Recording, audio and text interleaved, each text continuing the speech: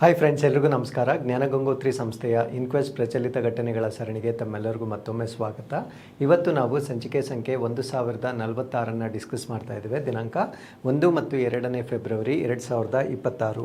ಇವತ್ತಿನ ಅಪ್ಡೇಟ್ಸನ್ನು ತಿಳಿಯೋ ಮುನ್ನ ಕಳೆದ ಸಂಚಿಕೆ 2 ಪ್ರಶ್ನೆಗಳ ಸರಿ ಉತ್ತರಗಳು, ಪ್ರಶ್ನೆ ಸಂಖ್ಯೆ 1ಕ್ಕೆ ಆಪ್ಷನ್ ಸಿ ಮತ್ತು ಪ್ರಶ್ನೆ ಸಂಖ್ಯೆ 2ಕ್ಕೆ ಆಪ್ಷನ್ ಡಿ ಸರಿ ಉತ್ತರವಾಗಿರುತ್ತೆ. ಹಾಗಿದ್ರೆ ಇವತ್ತಿನ ಮೊದಲನೇ ಪ್ರಶ್ನೆಗೆ ಬರೋಣ.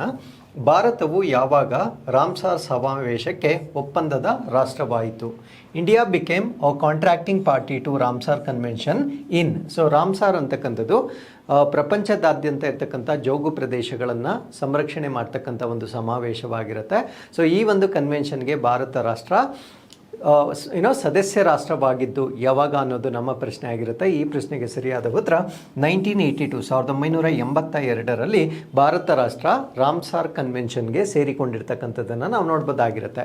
ಸೊ ಈಗ ರಾಮ್ಸಾರ್ ಕನ್ವೆನ್ಷನ್ಗೆ ಸಂಬಂಧಪಟ್ಟಂತೆ ನಾವು ಪ್ರಶ್ನೆಯನ್ನು ಕೊಡಲಿಕ್ಕೆ ಕಾರಣ ಏನು ಅಂದರೆ, ಭಾರತ ದೇಶ ಮತ್ತೊಮ್ಮೆ ತನ್ನ ರಾಮ್ಸಾರ್ ತಾಣಗಳ ಪಟ್ಟಿಗೆ ಇನ್ನೂ 2 ಜೌಗು ಪ್ರದೇಶಗಳನ್ನು ಈಗ ಸೇರಿಸಲಾಗಿರುತ್ತೆ. ಸೊ ಇದೇ ಸಂದರ್ಭದಲ್ಲೇ ಯಾಕೆ ಸೇರಿಸಲಾಗಿದೆ ಅಂದರೆ, ಫೆಬ್ರವರಿ 2 ನಾವು ವರ್ಲ್ಡ್ ವೆಟ್ಲ್ಯಾಂಡ್ ಡೇ ಅಥವಾ ವಿಶ್ವ ಜೌಗು ಭೂಮಿಗಳ ದಿನ ಅಂತ ಹೇಳ್ತೇವೆ. ಸೊ ಈ ಒಂದು ನಿಟ್ಟಿನಲ್ಲಿ ಭಾರತ ದೇಶದಿಂದ 2 ಹೊಸ ಜೌಗು ಭೂಮಿಗಳನ್ನು ಈ ಒಂದು ಪಟ್ಟಿಗೆ ಸೇರಿಸಲಾಗಿರುತ್ತೆ. ಸೊ ವೆಟ್ಲ್ಯಾಂಡ್ಸ್ ಅಂತಕ್ಕಂಥದ್ದು ನಮ್ಮ ಪರೀಕ್ಷೆಗೆ ಬಹಳ ಇಂಪಾರ್ಟೆಂಟ್ ಆಗಿರುತ್ತೆ. ಸೊ ರಿಪೀಟೆಡ್ಲಿ ಇದರ ಮೇಲೆ ಪ್ರಶ್ನೆಗಳು ಸರ್ವೇ ಸಾಮಾನ್ಯವಾಗಿ ಬರ್ತಾ ಇರುತ್ತೆ. ಹಾಗಿದ್ರೆ ಸೊ ಈ ವರ್ಷದ ಅಂದರೆ 2026ನೇ ವರ್ಷದ ವರ್ಲ್ಡ್ ವೆಟ್ಲ್ಯಾಂಡ್ಸ್ ಡೇ, ಇದರ ಥೀಮ್ ಅಥವಾ ಘೋಷವಾಕ್ಯ ಏನಿರುತ್ತೆ ಅಂದರೆ, wetlands and traditional knowledge celebrating cultural heritage ಅಂತಕ್ಕಂಥದ್ದು ಸೊ ಈ ವರ್ಷದ ಒಂದು ಥೀಮ್ ಆಗಿ ನಾವು ನೋಡ್ಬೋದಾಗಿರುತ್ತೆ. ಹಾಗಿದ್ರೆ 2026ರಲ್ಲಿ ಈ ಒಂದು ಪಟ್ಟಿಗೆ ಸೇರಿರ್ತಕ್ಕಂಥ ಭಾರತ ದೇಶದ 2 ವೆಟ್ಲ್ಯಾಂಡ್ಸ್ ಯಾವುದು ಅನ್ನೋದನ್ನು ನಾವಿಲ್ಲಿ ಡಿಸ್ಕಸ್ ಮಾಡೋಣ. ಸೊ ಈಗ 2 ವೆಟ್ಲ್ಯಾಂಡ್ಸನ್ನು ಈ ಪಟ್ಟಿಗೆ ಸೇರಿಸಿರುವ ಕಾರಣದಿಂದ ಗ್ಲೋಬಲಿ ನಮ್ಮ ಭಾರತ ದೇಶದಲ್ಲಿ ವೆಟ್ಲ್ಯಾಂಡ್ಗಳ ಸಂಖ್ಯೆ 98ಕ್ಕೆ ಸೇರಿಕೊಂಡಿರುತ್ತೆ. ಸೊ ಟೋಟಲ್ ನಾವು ಇಂಡಿಯಾ ಹ್ಯಾಸ್ 98 ರಾಮ್ಸಾರ್ ಸೈಟ್ಸ್ ಆಗಿ ನಾವು ನೆನ್ಪಿಟ್ಕೊಳ್ಬೇಕಾಗಿರುತ್ತೆ. ಸೊ ಈಗ ಪ್ರಥಮವಾಗಿ ಸೇರಿಕೊಂಡಿರ್ತಕ್ಕಂಥ ಒಂದು ವೆಟ್ಲ್ಯಾಂಡನ್ನು ನಾವು ಪಾಟ್ನಾ ಪಕ್ಷಿಧಾಮ ಅಥವಾ ಪಾಟ್ನಾ ಬರ್ಡ್ ಸ್ಯಾಂಕ್ಚುರಿ ಅಂತ ಕರಿತೇವೆ. ಸೊ ಇದು ಉತ್ತರ ಪ್ರದೇಶಕ್ಕೆ ಸಂಬಂಧಪಟ್ಟಿರ್ತಕ್ಕಂಥದ್ದು. ಉತ್ತರ ಪ್ರದೇಶದ ಯಾವ ಜಿಲ್ಲೆ ಅಂದರೆ ಇಥಾ ಜಿಲ್ಲೆಗೆ ಸಂಬಂಧಪಟ್ಟಿರ್ತಕ್ಕಂಥ ಒಂದು ಪಕ್ಷಿಧಾಮ. ಇದನ್ನು ನಾವು ಬರ್ಡ್ ಸ್ಯಾಂಕ್ಚುರಿ ಅಂತ ಕರಿತೇವೆ. ಸೊ ಇದನ್ನು ಪಾಟ್ನಾ ಬರ್ಡ್ ಸ್ಯಾಂಕ್ಚುರಿ ಅಂತ ಕರಿತೇವೆ. ಸೊ ಇದು ಫ್ರೆಶ್ ವಾಟರ್ ವೆಟ್ಲ್ಯಾಂಡ್ ಆಗಿರುತ್ತೆ. ಫ್ರೆಶ್ ವಾಟರ್ ಅಂದರೆ ಸಿಹಿ ನೀರಿನ ಜೋಗು ಪ್ರದೇಶವಾಗಿ ನಾವು ಇದನ್ನು ನೋಡ್ಬೋದಾಗಿರುತ್ತೆ. ಸೊ ಏನು ಈ ವೆಟ್ಲ್ಯಾಂಡ್ನ ಇಂಪಾರ್ಟೆನ್ಸ್ ಅಥವಾ ಇದನ್ನು ಯಾಕೆ ನಾವು ಪ್ರೊಟೆಕ್ಟ್ ಮಾಡಬೇಕು ಅಂತ ನಾವಿಲ್ಲಿ ನೋಡೋದಾದರೆ, ಇದು ಈ ಮೈಗ್ರೇಟರಿ ಮತ್ತು ರೆಸಿಡೆಂಟ್ ಬರ್ಡ್ಸ್ ಏನಿರುತ್ತೆ, ಸೊ ಅದಕ್ಕೆ ಆವಾಸ ಸ್ಥಾನ ಅಂದರೆ ವಲಸೆ ಬರ್ತಕ್ಕಂಥ ಪಕ್ಷಿಗಳಾಗಿರ್ಬೋದು, ಅಲ್ಲೇ ವಾಸ ಮಾಡ್ತಕ್ಕಂಥ ಪಕ್ಷಿಗಳಾಗಿರ್ಬೋದು, ಅದಕ್ಕೆ ಹ್ಯಾಬಿಟ್ಯಾಟ್ ಅಥವಾ ಆವಾಸ ಸ್ಥಾನವಾಗಿರ್ತಕ್ಕಂಥ ಪ್ರದೇಶವಾಗಿರುತ್ತೆ. ಸಪೋರ್ಟ್ಸ್ ಏವಿಯನ್ ಬಯೋಡೈವರ್ಸಿಟಿ ಅಂದರೆ ಪಕ್ಷಿಗಳ ಒಂದು ಜೀವ ವೈವಿಧ್ಯತೆಯನ್ನು ಸಂರಕ್ಷಣೆ ಮಾಡುವ ಕಾರಣದಿಂದ ಸೊ ಈ ಒಂದು ಪ್ರದೇಶವನ್ನು ನಾವು ಪ್ರೊಟೆಕ್ಟ್ ಮಾಡಬೇಕಾಗಿರುತ್ತೆ. ಹಾಗಿದ್ರೆ ಈಕೊಲಾಜಿಕಲ್ ರೋಲ್ ಏನು ಅಂದರೆ, ಪರಿಸರದ ಮೇಲೆ ಇದು ಬೀರ್ತಕ್ಕಂಥ ಪರಿಣಾಮವೇನು ಅಂತ ನಾವು ನೋಡೋದಾದ್ರೆ, bird breeding and nesting ground. ಇದು ಪಕ್ಷಿಗಳಿಗೆ ಸಂತಾನೋತ್ಪತ್ತಿ ಮಾಡಲಿಕ್ಕೆ ಮತ್ತು ಗೂಡು ಕಟ್ಟತಕ್ಕಂಥ ಒಂದು ಉಚಿತವಾಗಿರ್ತಕ್ಕಂಥ ಅಥವಾ ಸೂಕ್ತವಾಗಿರ್ತಕ್ಕಂಥ ಒಂದು ಪ್ರದೇಶವಾಗಿ ನಾವು ನೋಡ್ಬೋದಾಗಿರುತ್ತೆ. ಆ್ಯಂಡ್ ಮೇಂಟೈನ್ಸ್ ಲೋಕಲ್ ಈಕೊಲಾಜಿಕಲ್ ಬ್ಯಾಲೆನ್ಸ್ ಅಂದರೆ ಆ ಒಂದು ಪ್ರದೇಶದ ಒಂದು ಪರಿಸರ ವಿಜ್ಞಾನ ಏನಿರುತ್ತೆ, ಸೊ ಅದನ್ನು ಸಮತೋಲನಗೊಳಿಸಲಿಕ್ಕೆ ಇದು ಅತ್ಯಂತ ಉಪಯುಕ್ತವಾಗಿರ್ತಕ್ಕಂಥ ಒಂದು ಜೋಗು ಪ್ರದೇಶವಾಗಿರುತ್ತೆ.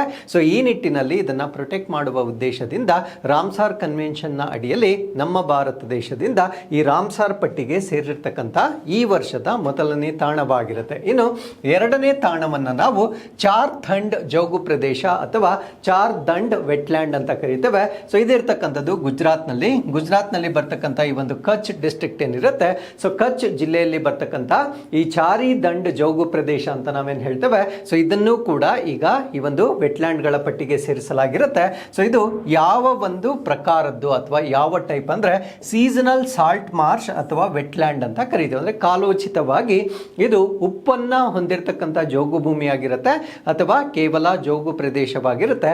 ಸೊ ಸೀಸನಲ್ಲಿ ಇದು ಸಾಲ್ಟ್ ವೆಟ್ಲ್ಯಾಂಡ್ ಆಗಿರುತ್ತೆ ಅಥವಾ ಕೆಲವೊಮ್ಮೆ ಕೇವಲ ವೆಟ್ಲ್ಯಾಂಡ್ ಆಗಿ ಕೂಡ ಇದು ಬಿಹೇವ್ ಮಾಡ್ತಕ್ಕಂಥ ಒಂದು ಪ್ರದೇಶ ಇದಾಗಿರುತ್ತೆ.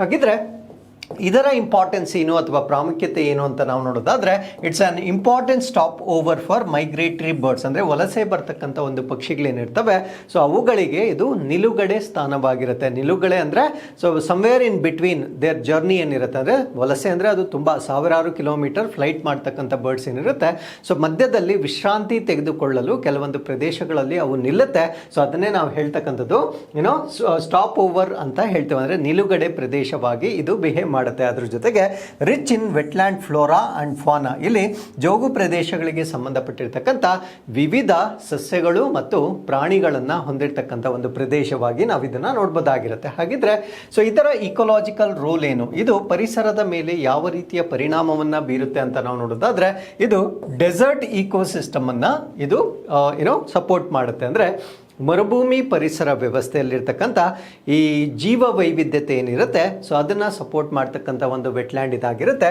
Crucial for water regulation in arid region. Arid ಅಂದರೆ ತುಂಬ ಶುಷ್ಕವಾಗಿರ್ತಕ್ಕಂಥದ್ದು ಅಥವಾ ಮಳೆ ಕಡಿಮೆ ಇರ್ತಕ್ಕಂಥ ಒಂದು ಪ್ರದೇಶಗಳೇನಿರ್ತವೆ ಸೊ ಈ ರೀತಿಯ ಪ್ರದೇಶಗಳಲ್ಲಿ ನೀರನ್ನು ನಿಯಂತ್ರಣ ಮಾಡ್ತಕ್ಕಂಥ ಒಂದು ಪ್ರದೇಶವಾಗಿ ಈ ಒಂದು ವೆಟ್ಲ್ಯಾಂಡನ್ನು ನಾವಿಲ್ಲಿ ನೋಡ್ಬೋದಾಗಿರುತ್ತೆ. So with this let's get into question number 2. ಋತುಚಕ್ರದ ಆರೋಗ್ಯವನ್ನು ಭಾರತೀಯ ಸಂವಿಧಾನದ ಯಾವ ವಿಧಿ ಅಡಿಯಲ್ಲಿ ತರಲಾಗಿದೆ? Menstrual health has been brought under which article of the Indian constitution. So ನಾನು ಮಾತಾಡ್ತಾ ಇರ್ತಕ್ಕಂಥದ್ದು ಮಹಿಳೆಯರಲ್ಲಿ ಬಯೋಲಾಜಿಕಲಿ ಸಂಭವಿಸ್ತಕ್ಕಂಥ ಒಂದು ಎವ್ರಿ ಮಂತ್ ಸಂಭವಿಸ್ತಕ್ಕಂಥ ಒಂದು ಋತುಚಕ್ರವಾಗಿರುತ್ತೆ. ಸೊ ಈ ಒಂದು ಋತುಚಕ್ರವನ್ನು ಈಗ ನಮ್ಮ ಭಾರತ ದೇಶದ ಸಂವಿಧಾನದ ಒಂದು ಆರ್ಟಿಕಲ್ನ ಅಡಿಯಲ್ಲಿ ತೆಗೆದುಕೊಂಡು ಬಂದಿರ್ತಾರೆ. ಆ ಒಂದು ಆರ್ಟಿಕಲ್ ಯಾವುದು ಅನ್ನೋದು ನಮ್ಮ ಪ್ರಶ್ನೆ ಆಗಿರುತ್ತೆ. ಸೊ ಈ ಪ್ರಶ್ನೆಗೆ ಸರಿಯಾದ ಉತ್ತರ ಆರ್ಟಿಕಲ್ 21 ಅಥವಾ ವಿಧಿ 21ರ ಅಡಿಯಲ್ಲಿ ಈಗ ಮೆನ್ಸುರಲ್ ಹೆಲ್ತ್ ಅನ್ನ ಕೂಡ ಇನ್ಕ್ಲೂಡ್ ಮಾಡಿರ್ತಕ್ಕಂಥದ್ದನ್ನು ನಾವು ನೋಡ್ಬೋದಾಗಿರುತ್ತೆ. ಸೊ ಏನಿದರ ಸಿಗ್ನಿಫಿಕೆನ್ಸ್ ಮತ್ತೆ ಆರ್ಟಿಕಲ್ 21 ಏನಕ್ಕೆ ಸಂಬಂಧಪಟ್ಟಿದ್ದು, ಯಾಕೆ ಈ ಒಂದು ಮೆನ್ಸುರಲ್ ಹೆಲ್ತ್ ಅನ್ನ ಸೊ ಇದರ ಅಡಿಯಲ್ಲಿ ಸೇರಿಸಲಾಗಿದೆ, ಎಲ್ಲವನ್ನ ಕೂಡ ಈ ಒಂದು ಆರ್ಟಿಕಲ್ ಅಲ್ಲಿ ನಾವು ಸಂಪೂರ್ಣವಾಗಿ ಡಿಸ್ಕಸ್ ಮಾಡೋಣ. ಸೊ ಅಪ್ಡೇಟ್ ಏನು ಅಂದ್ರೆ Supreme Court says menstrual health fundamental right under article 21. So ಈ ಮೆನ್ಸುರಲ್ ಹೆಲ್ತ್ ಅಥವಾ ಈ ಒಂದು ಋತುಚಕ್ರದ ಆರೋಗ್ಯ ಏನಿರುತ್ತೆ ಸೊ ಇದನ್ನ ಸುಪ್ರೀಂ ಕೋರ್ಟ್ ಈಗ ಮೂಲಭೂತ ಹಕ್ಕು ಅಂತ ಹೇಳಲಾಗ್ತಾ ಇದೆ. ಸೊ ಈ ಒಂದು ಕಾರಣದಿಂದ ವಿಧಿ 21ರ ಅಡಿಯಲ್ಲಿ ಈ ಋತುಚಕ್ರ ಆರೋಗ್ಯ ಏನಿರುತ್ತೆ ಅದು ಒಬ್ಬ ಮಹಿಳೆಯ ಒಂದು ಮೂಲಭೂತ ಹಕ್ಕು ಎಂದು ಸುಪ್ರೀಂ ಕೋರ್ಟ್ ತಿಳಿಸಿರ್ತಕ್ಕಂಥದ್ದನ್ನು ನಾವು ನೋಡ್ಬೋದಾಗಿರುತ್ತೆ. So this is very important ಅಥವಾ ತುಂಬಾ ಸಿಗ್ನಿಫಿಕೆಂಟ್ ಆಗಿರ್ತಕ್ಕಂಥ ಒಂದು ಹೇಳಿಕೆಯನ್ನ ಸುಪ್ರೀಂ ಕೋರ್ಟ್ ಕೊಟ್ಟಿರ್ತಕ್ಕಂಥದ್ದನ್ನು ನಾವಿಲ್ಲಿ ಗಮನಿಸಬಹುದಾಗಿರುತ್ತೆ. ಸೊ ಏನಿದು ಜಡ್ಜ್ಮೆಂಟ್ ಅಥವಾ ತೀರ್ಪು ಏನಿದು ಅಂತ ನಾವಿಲ್ಲಿ ನೋಡೋದಾದ್ರೆ ಸೊ ಈ menstrual health recognised as fundamental right, ಅಂದ್ರೆ ಈ ಒಂದು ಋತುಚಕ್ರ ಏನಿದೆ ಸೊ ಇದನ್ನ ನಾವು ಮುಟ್ಟು ಅಂತ ಹೇಳಬಾರ್ದು. ಕಾರಣ ಏನು ಅಂದ್ರೆ ಇದು ಸ್ವಾಭಾವಿಕವಾಗಿ ನಡೀತಕ್ಕಂಥ ಒಂದು ಜೈವಿಕ ಪ್ರಕ್ರಿಯೆ ಆಗಿರುತ್ತೆ. ಸೊ ಅದರಿಂದ ಇದನ್ನ ಯಾವಾಗಲೂ ನಾವು ಋತುಚಕ್ರ ಅಂತಾನೆ ಹೇಳಬೇಕಾಗಿರುತ್ತೆ. ಸೊ ಈ ಒಂದು ಋತುಚಕ್ರಕ್ಕೆ ಸಂಬಂಧಪಟ್ಟಿರ್ತಕ್ಕಂಥ ಆರೋಗ್ಯ ಏನಿರುತ್ತೆ ಇದನ್ನ ಈಗ ಸುಪ್ರೀಂ ಕೋರ್ಟ್ ಮೂಲಭೂತ ಹಕ್ಕು ಎಂದು ಗುರುತಿಸಿರ್ತಕ್ಕಂಥದ್ದು ಈಗ ಸುದ್ದಿಯಾಗಿರುತ್ತೆ. So it is covered under article 21. Article 21 is right to life and personal liberty ಅಂತ ಹೇಳ್ತೀವಿ. ಅಂದ್ರೆ ಜೀವಿಸುವ ಹಕ್ಕು ಮತ್ತೆ ವೈಯಕ್ತಿಕ ಸ್ವಾತಂತ್ರ್ಯದ ಹಕ್ಕು ಅಂತ ನಾವೇನು ಹೇಳ್ತೇವೆ. ಸೊ ವಿಧಿ 21ರ ಅಡಿಯಲ್ಲಿ ಈ ಋತುಚಕ್ರದ ಆರೋಗ್ಯವನ್ನ ಮೂಲಭೂತ ಹಕ್ಕು ಎಂದು ಈಗ ಸುಪ್ರೀಂ ಕೋರ್ಟ್ ಹೇಳಿರ್ತಕ್ಕಂಥದ್ದನ್ನ ನಾವಿಲ್ಲಿ ಗಮನಿಸಬಹುದಾಗಿರುತ್ತೆ. ಹಾಗಿದ್ರೆ ವಾಟ್ ಈಸ್ ಕೋರ್ಟ್ಸ್ ಅಬ್ಸರ್ವೇಷನ್, ನ್ಯಾಯಾಲಯದ ಒಂದು ಅವಲೋಕನ ಏನು ಅಂತ ನಾವಿಲ್ಲಿ ನೋಡೋದಾದ್ರೆ ಈ ಮೆನ್ಸುರಲ್ ಹೈಜೀನ್ ಏನಿರುತ್ತೆ ಅಥವಾ ಋತುಚಕ್ರದ ನೈರ್ಮಲ್ಯ ಏನಿರುತ್ತೆ ಸೊ ಇದು ಅವರ ಹೆಲ್ತ್ ಅಥವಾ ಆರೋಗ್ಯಕ್ಕೆ ಸಂಬಂಧಪಟ್ಟಿರ್ತಕ್ಕಂಥದ್ದು, ಅವರ ಡಿಗ್ನಿಟಿ ಘನತೆಗೆ ಸಂಬಂಧಪಟ್ಟಿರ್ತಕ್ಕಂಥದ್ದು ಮತ್ತೆ ಈಕ್ವಾಲಿಟಿ ಅಥವಾ ಸಮಾನತೆಗೆ ಸಂಬಂಧಪಟ್ಟಿರ್ತಕ್ಕಂಥದ್ದು ಎಂದು ಉಲ್ಲೇಖ ಮಾಡುವ ಮುಖಾಂತರ ಸೊ ಅದನ್ನ ವಿಧಿ 21ರ ಅಡಿಯಲ್ಲಿ ಉಲ್ಲೇಖ ಮಾಡಿರ್ತಕ್ಕಂಥದ್ದನ್ನು ನಾವಿಲ್ಲಿ ಗಮನಿಸಬಹುದಾಗಿರುತ್ತೆ. ಸೊ ಇದರ ಜೊತೆಗೆ lack of access affects education and well being of girls, ಅಂದರೆ ಈ ಒಂದು ಪ್ರವೇಶದ ಕೊರತೆ ಹೆಣ್ಣು ಮಕ್ಕಳ ಶಿಕ್ಷಣ ಮತ್ತು ಯೋಗಕ್ಷೇಮದ ಮೇಲೆ ಪರಿಣಾಮ ಬೀರ್ತಕ್ಕಂಥದ್ದನ್ನು ನಾವು ನೋಡ್ಬೋದಾಗಿರುತ್ತೆ. ಸೊ ಈ ಒಂದು ಮೆನ್ಸುರಲ್ ಹೆಲ್ತ್ ಅಂತಕ್ಕಂಥದ್ದು ಇವೆಲ್ಲದರ ಮೇಲೆ ಪರಿಣಾಮ ಬೀರುತ್ತೆ. ಸೊ ಅದರಿಂದ ಇದನ್ನು ಫಂಡಮೆಂಟಲ್ ರೈಟ್ ಆಗಿ ಅಥವಾ ಈ ಒಂದು ಜೀವಿಸುವ ಹಕ್ಕಿನ ಅಡಿಯಲ್ಲಿ ಸೇರಿಸಿರ್ತಕ್ಕಂಥದ್ದನ್ನು ನಾವು ನೋಡ್ಬೋದಾಗಿರುತ್ತೆ. ಸೊ ಕೋರ್ಟ್ ಕೊಟ್ಟಿರ್ತಕ್ಕಂಥ ಪ್ರಮುಖ ನಿರ್ದೇಶನಗಳೇನು ಅಥವಾ ಡೈರೆಕ್ಷನ್ಸ್ ಏನು ಅಂತ ನಾವಿಲ್ಲಿ ನೋಡೋದಾದ್ರೆ states directed to provide, states ಅಂದ್ರೆ ರಾಜ್ಯಗಳು ಇನ್ನು ಮುಂದೆ ಈ ಕೆಳಗೆ ನಾನು ಮೆನ್ಷನ್ ಮಾಡ್ತಕ್ಕಂಥ ಇವೆಲ್ಲವನ್ನ ಅವರು ಪ್ರೊವೈಡ್ ಮಾಡಬೇಕಾಗಿರುತ್ತೆ. ಏನೇನು ಅಂತ ನಾವಿಲ್ಲಿ ನೋಡೋದಾದ್ರೆ ಫ್ರೀ ಬಯೋಡಿಗ್ರೇಡಬಲ್ ಸ್ಯಾನಿಟರಿ ಪ್ಯಾಡ್ಸ್, ಅಂದ್ರೆ ಈ ಒಂದು ಉಚಿತವಾಗಿ ಜೈವಿಕ ವಿಘಟನೀಯ ಸ್ಯಾನಿಟರಿ ಪ್ಯಾಡ್ಗಳನ್ನು ಕೊಡಬೇಕಾಗಿರುತ್ತೆ. ಅದು ಬಯೋಡಿಗ್ರೇಡಬಲ್ ಆಗಿರಬೇಕಾಗಿರುತ್ತೆ. ಸೊ ಅದು ಕಂಡೀಷನ್ ಆಗಿರುತ್ತೆ. ಅದನ್ನು ಅವರು ರಾಜ್ಯ ಸರ್ಕಾರ ಉಚಿತವಾಗಿ ನೀಡ್ತಕ್ಕಂಥದ್ದು. Distribution in government school, so ಇವುಗಳನ್ನು ಅವರು ಸರ್ಕಾರಿ ಶಾಲೆಗಳಲ್ಲಿ ಉಚಿತವಾಗಿ ವಿತರಣೆ ಮಾಡಬೇಕಾಗಿರುತ್ತೆ. ಸೊ ಟಾರ್ಗೆಟ್ ಗ್ರೂಪ್ ಯಾರಿಗೆ ಇದನ್ನ ಟಾರ್ಗೆಟ್ ಮಾಡಲಾಗಿದೆ ಅಥವಾ ಗುರಿ ಆಗಿದೆ ಅಂತ ನಾವು ನೋಡೋದಾದ್ರೆ ಸ್ಕೂಲ್ ಗೋಯಿಂಗ್ ಗರ್ಲ್ಸ್, ಅಂದ್ರೆ ಶಾಲೆಗೆ ಹೋಗ್ತಕ್ಕಂಥ ಹೆಣ್ಣು ಮಕ್ಕಳಾಗಿರ್ಬೋದು.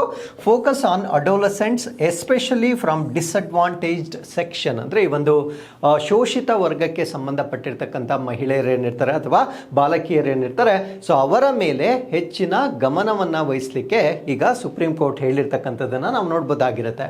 ಹಾಗಿದ್ರೆ what is the impact of this on society, ಅಥವಾ ಸಾಮಾಜಿಕ ಪರಿಣಾಮ ಏನು ಅಂತ ನಾವಿಲ್ಲಿ ನೋಡೋದಾದ್ರೆ ರೆಡ್ಯೂಸಸ್ ಸ್ಕೂಲ್ ಡ್ರಾಪ್ ಔಟ್ಸ್, ಅಂದ್ರೆ ಶಾಲೆಯನ್ನ ತೊರಿತಕ್ಕಂಥ ಹೆಣ್ಣು ಮಕ್ಕಳ ಸಂಖ್ಯೆ ಕಡಿಮೆ ಆಗುತ್ತೆ. ಸೊ ಇದು ಸಮಾಜದಲ್ಲಿ ಆಗ್ತಕ್ಕಂಥ ಒಂದು ಬದಲಾವಣೆ ಆಗಿರುತ್ತೆ.